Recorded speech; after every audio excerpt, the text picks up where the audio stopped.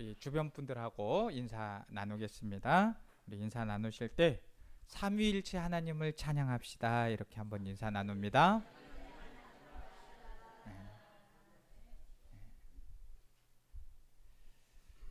오늘은 지난주에 성령 강림 주일에 이어서 오늘은 삼위일체 주일로 예배를 드립니다. 이 삼위일체는 우리가 알고 있으면서도 무척 낯선 용어로 보여집니다. 이 교회를 오래 다니신 분들도 이 삼위일체 용어를 아주 어렵게 생각을 합니다. 또 이 삼위일체를 이해하기를 어려워하시지요. 이 성부 하나님, 성자 예수님, 성령 하나님, 이 세 분이 사실은 한 분 하나님이라는 뜻이기 때문이죠. 근데 이것을 이 삼위일체를 이 개념을 이성적으로 논리적으로 설명하기는 쉽지가 않습니다. 어떻게 그게 가능한지 많은 사람이 이 삼위일체에 대해서 설명하려고 노력을 했고 많은 이 비유도 등장을 했지만 이 속 시원하게 설명할 수 있는 그런 이론이나 신학자는 없었습니다.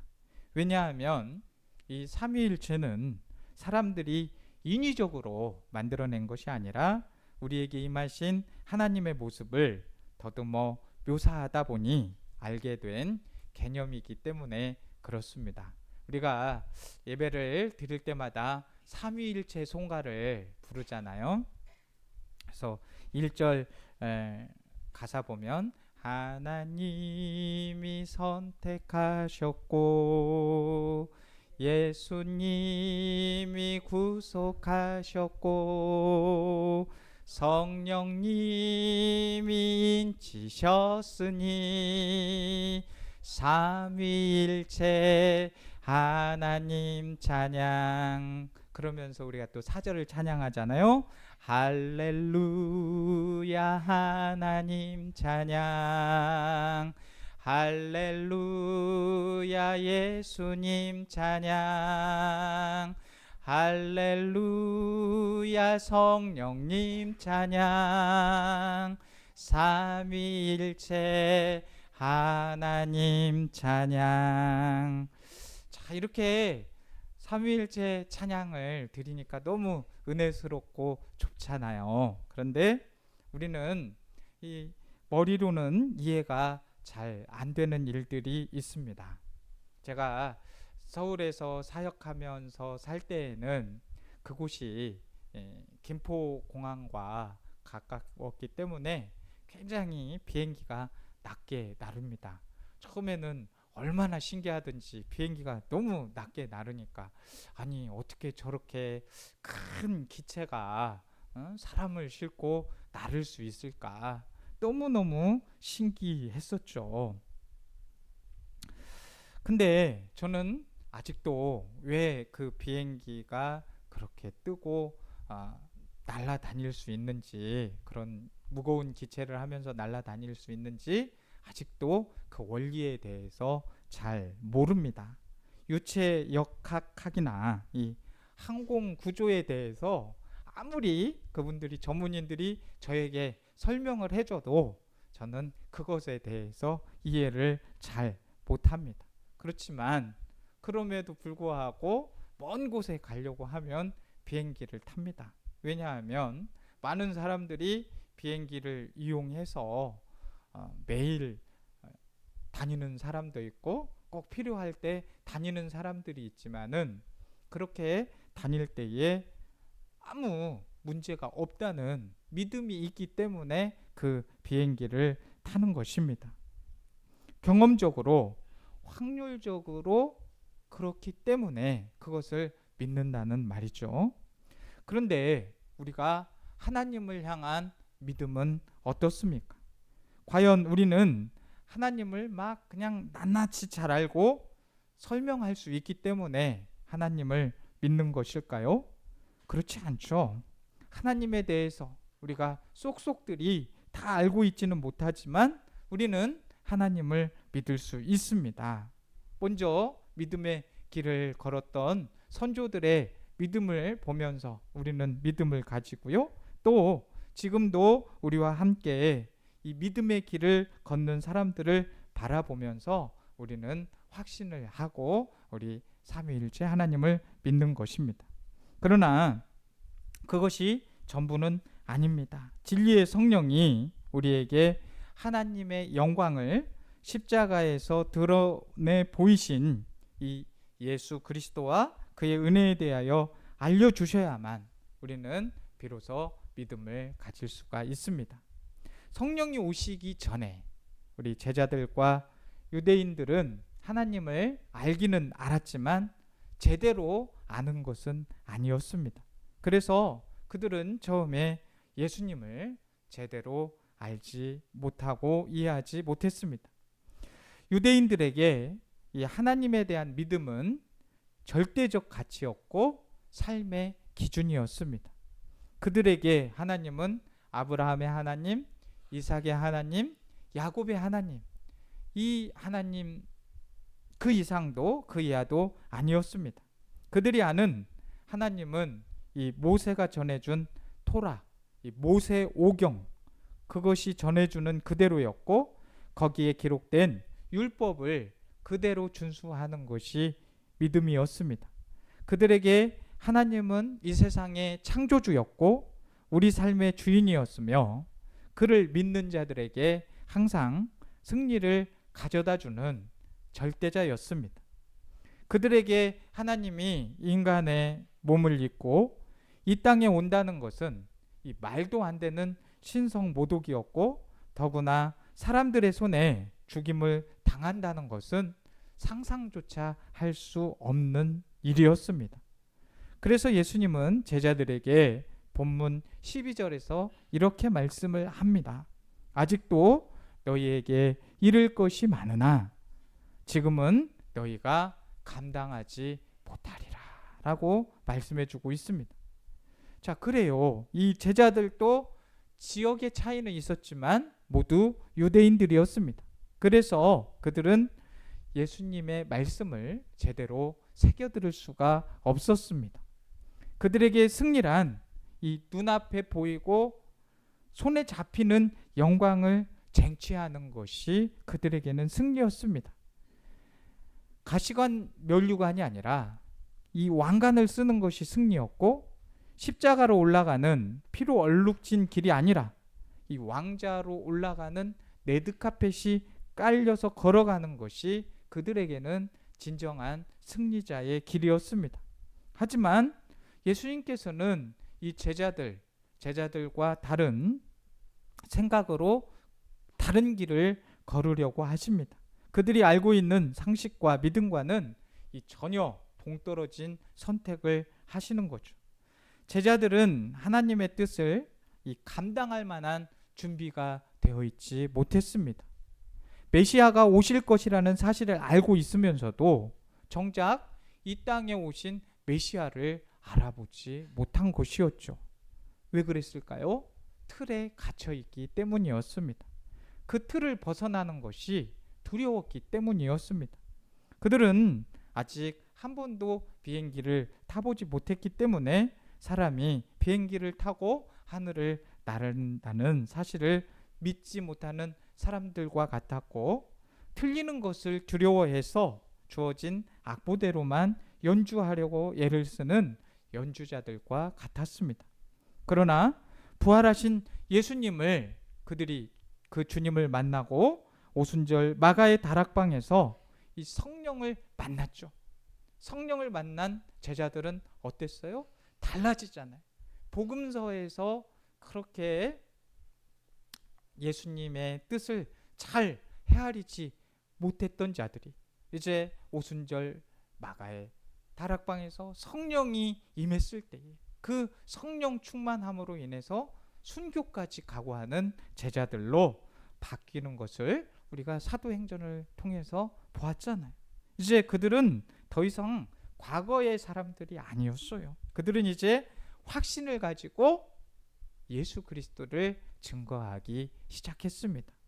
원래 유대인들에게 하나님은 그냥 하나님이었습니다. 하나님을 부르는 여러 가지 이름들이 있었지만 그 이름들이 혼란을 주지 않았습니다. 하지만 신약 시대를 거쳐 교회가 세워진 이후 기독교는 이 하나님을 삼위일체 하나님으로 고백하기 시작합니다. 성부, 성자, 성령 이 한 분의 하나님이 되신다는 것을 고백한 겁니다. 그런데 새로운 문제가 생기고 말았습니다. 이 삼위일체 하나님의 개념을 두고 혼란스럽기 시작했고 그 의미를 두고 자꾸 싸움이 일어났기 때문입니다. 어떻게 셋이 하나가 되느냐고 막 의견들이 분분하게 일어났습니다. 물이 액체와 고체와 기체로 변하지만 그 본질은 이 H2O로 변함없다는 말로 설명을 하기도 했고, 제가 집에서는 아버지고 또 교회에서는 목사고 또 우리 본가에 들어가면 아들이다, 뭐 이런 식으로 장소에 따라서 역할에 따라 이름을 달리했다는 설명을 붙이는 사람도 있었습니다. 하지만 그 어느 것으로도 이 삼위일체를 설명하기에 부족했다는 것이죠. 그러니까 설명을 하면 할수록 자꾸 꼬여만 갔습니다. 그럴 수밖에 없지 않을까요? 하나님의 존재 양식을 우리가 파악할 수 있다는 것 자체가 넌센스라는 겁니다. 우리의 이해 범주 내에서 우리는 하나님을 이해하려고 애쓸 뿐 원래 하나님이 어떤 분이신지 우리가 탐구를 해서 알 수는 없습니다. 그렇다면 그냥 삼위일체라는 용어를 그냥 안 쓰면 좋지 않을까요? 이렇게 생각할 수도 있습니다. 오늘날 사람들은 자꾸 이해가 되지 않으면 안 믿으려고 합니다. 젊은이들이 교회를 떠나고 나이 많은 사람들만 교회에 남아 있다고들 하지요. 왜 오늘날 젊은이들은 복음을 자꾸 외면하는 것일까요? 이 교회를 탈출하여 더러는 교회의 노마드족으로, 요즘 젊은이들은 그냥 이렇게 통신기기만 갖고 모든 것을 살려고 해요. 또 더러는 가난한 교인으로, 안나가 교인이라고 막 얘기도 하고 그러는데, 또 더러는 세속의 물결 속으로 정처 없이 방황의 삶을 사는 젊은이들도 많아졌습니다. 이들은 답답한 그들의 삶에 신선한 대답을 주지 못하고 혼란한 사회 속에서 이 선한 영향력을 미치지 못하고 오히려 불협화음을 일으키는 기성 교회에 대해서, 기독교에 대해서 더 이상 기대를 갖지 않는 것으로 보입니다. 이런 실용적인 시대 속에 삼위일체 하나님이라는 개념이 도대체 무슨 의미가 있는 것일까요? 예전에는 하나님께 가까이 다가가는 방법을 알 수가 없었습니다. 제사장만 성소에 들어갈 수가 있었고, 지성소에 들어갈 수 있었고, 그들을 통해서만 하나님께 나아갈 수 있었습니다. 함부로 하나님 앞에 나아가면 죽을 수도 있었다는 그런 두려움이 있었기 때문이죠. 엄하고 무섭고 벌 주시는 하나님이라는 생각이 막 하나님께 나아가는 것을 꺼리게 만들었습니다. 하지만 예수님으로 인해서 우리 이제 모두가 하나님께 직접 나아갈 수 있게 되었습니다. 우리를 창조하신 하나님과 이 화평을 누릴 수 있도록 예수님께서 통로 역할을 해주신 것이지요. 그리고 우리에게 오신 성령님은 우리에게 예수님이 누구신지, 그가 하신 일이 무엇인지 우리에게 알게 해주십니다. 우리는 이제 새로운 시각으로 하나님을 바라보게 됩니다. 이제 더 이상 멀리 있는 하나님이 아니에요. 더 이상 어려운 하나님이 아니에요. 더 이상 무서운 하나님이 아니라 우리를 향한 사랑이 끌어 넘치십니다. 그리고 그렇게 우리를 사랑하시기 때문에 우리 하나님께서 우리를 찾아오십니다. 우리와 함께 하시는 하나님, 우리를 위해서 희생하시는 그 사랑의 하나님을 우리는 말씀을 통해서 알게 되었습니다. 삼위일체의 하나님은 추상적인 개념으로 접근하면 전혀 알 수가 없고 답이 없습니다. 어떤 방식으로 삼위가 일체인지를 설명하는 신학적 논쟁은 끝없는 논쟁만 낳을 뿐입니다. 삼위일체는 우리를 위해 우리 곁에 오시는 하나님, 하늘에 계시는 그런 하늘에 계실 뿐만이 아니라 이 땅 우리의 역사 속에 들어오시고 지금도 여전히 우리 안에 이 함께 하시는 하나님을 부르는 호칭입니다. 삼위일체를 유추할 수 있는 성경 구절은 어떻게를 설명하는 말씀이 아니라 하나님이 누구신지, 예수님이 누구신지, 성령님이 누구신지, 왜 그렇게 하시는지를 설명해 주는 말씀들입니다. 우리에게 오신 삼위일체 하나님은 우리의 삶을 꽉 채워주십니다. 우리가 그를 피해 다른 곳으로 피하려고 할지라도 그가 계시는 곳이 항상 있기 때문이에요. 그분이 안 계시는 곳이 어디 있어요? 하나님은 우리 교회에만 있으시는 분이십니까? 아니잖아요. 우리가 어느 곳에 있든지 간에 그분은 우리와 함께 하시는 분이십니다. 이제 우리는 그분을 찬양할 수밖에 없는 거예요. 하나님께 영광을 돌리면서 삼위일체 하나님을 찬양할 수밖에 없는 거죠. 시편 기자가 이렇게 찬양했잖아요. 여호와 우리 주여, 주의 이름이 온 땅에 어찌 그리 아름다운지, 주의 영광이 하늘을 덮었나이다. 이런 고백을 할 수밖에 없었습니다. 그런 것처럼 우리 역시도 시편의 기자처럼 여호와 우리 주여, 주의 이름이 온 땅에 어찌 그리 아름다운지요, 주의 영광이 하늘을 덮었나이다. 이런 고백을 할 수 있기를 주님의 이름으로 축복합니다. 가끔 이제 참 노래가 좋아서 그 원곡을 편곡하는 경우가 있어요. 그래서 막 악기를 동원을 해서 연주를 하기도 하고 또 그 원곡을 잘 살려서 편곡을 하여 노래를 하기도 합니다. 그런데 결국 이 다양한 악기와 목소리를 통해서 변주를 하기는 시도하지만 이 원곡이 있었기 때문에 편곡이 빛이 날 수 있는 것입니다.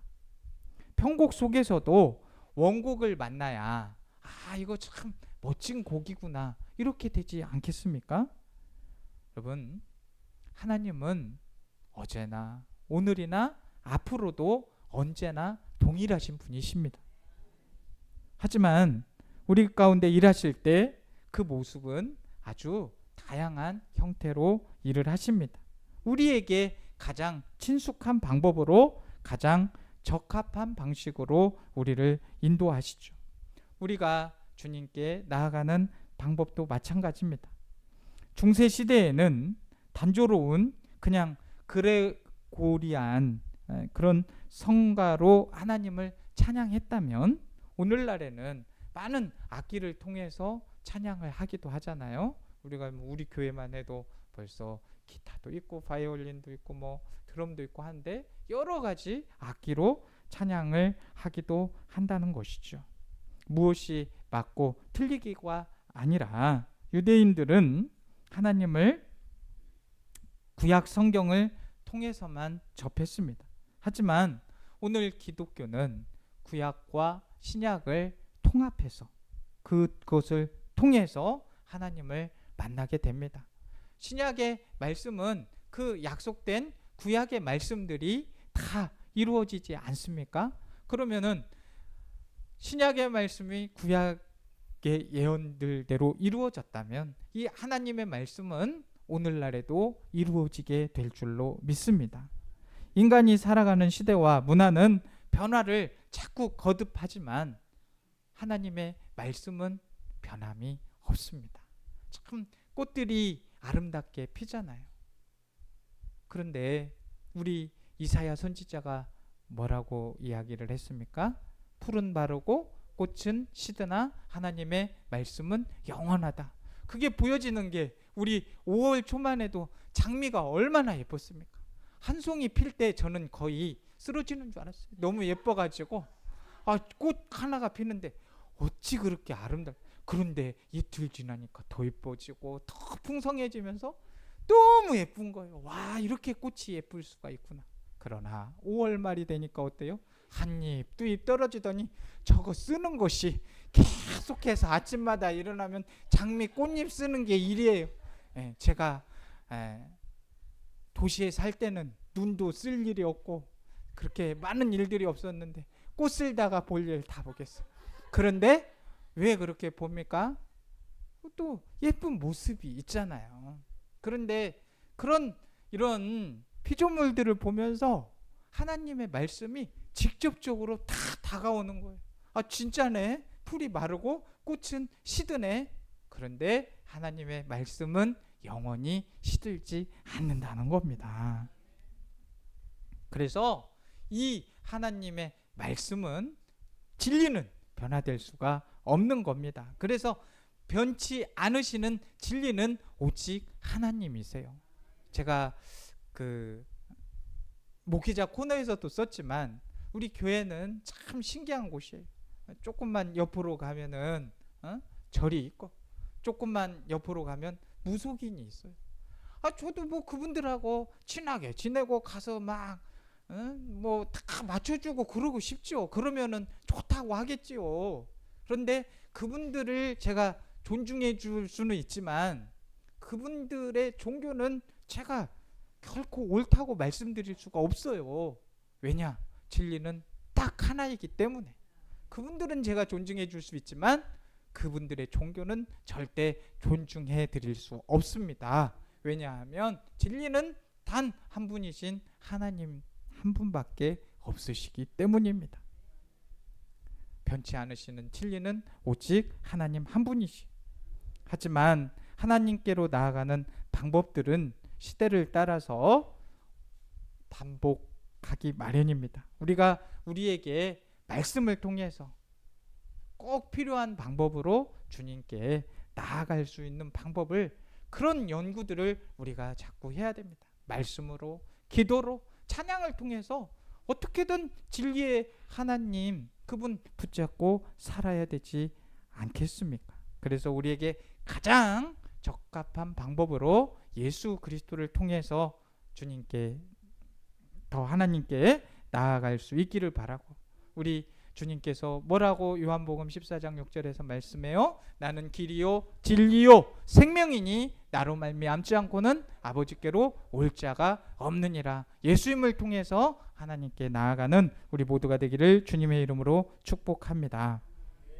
이렇게 말씀드려도 여전히 삼위일체에 대해서 그 삼위일체 하나님에 대해서 이해가 잘 안 될 수 있습니다. 상관없습니다. 우리가 하나님을 이해하기 앞서 하나님이 우리를 다 이해하시기 때문입니다. 하나님을 멀리 떠나 살던 우리를 부르시고 그것도 모자라서 가까이 오시고 이제는 아예 우리 안에 들어와 함께 살며 우리를 하나님의 자녀로 품어주십니다. 우리는 하나님의 모습, 하나님의 사랑, 하나님의 계획 다 이해하지 못하지만 지금도 하나님은 우리 곁에서, 우리 안에서 우리가 걸어가야 할 길을 멈추지 않으시고 인도해 주신다는 그 사실을 믿으시기를 바랍니다. 그거 하나면 우리는 충분합니다. 하나님은 오늘도 예수 그리스도를 구주로 고백하는 우리들에게 당신을 보이시고 또 당신의 말씀 안에서, 그 진리 안에서 우리가 자유롭게 살도록 성령을 통해서 우리를 인도해 주십니다. 이런 하나님을 만난 우리도 이제 다양한 그 믿음의 삶으로, 다양한 그 하나님의 진리 가운데 하나님을 위해서 살고 하나님을 믿고 고백하기를 원합니다. 주님의 이름이 온 땅에 울려 퍼지도록 우리는 우리의 삶을 통해서 하나님을 이 세상에 전합시다. 이런 아름다운 선녀를 우리만 숨어서 하면 되겠습니까? 우리에게 찾아오신 하나님을 그가 베푸신 아름다운 사랑을 우리 주변의 이웃들에게도 들려줘야 될 줄로 믿습니다. 내가 만난 진리, 그 진리를 그 안에서 나를 자유롭게 한 복음을 내 주위의 사람들과 협주를 통해서 풍성하게 해 나가기를 원합니다.